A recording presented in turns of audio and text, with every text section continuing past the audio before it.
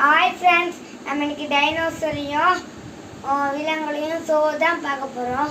உள்ளுக்க ஜூவில் போகிறோம். ரெடியா? டன்.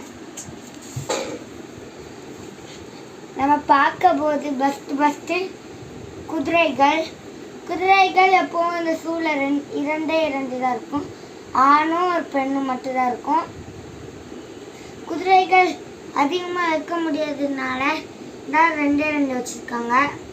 நம்ம குதிரை குட்டி எப்படி எங்கள் அம்மா கிட்ட பால் குடிச்சிட்டு இருக்குன்னு பாருங்க, கியூட்டா.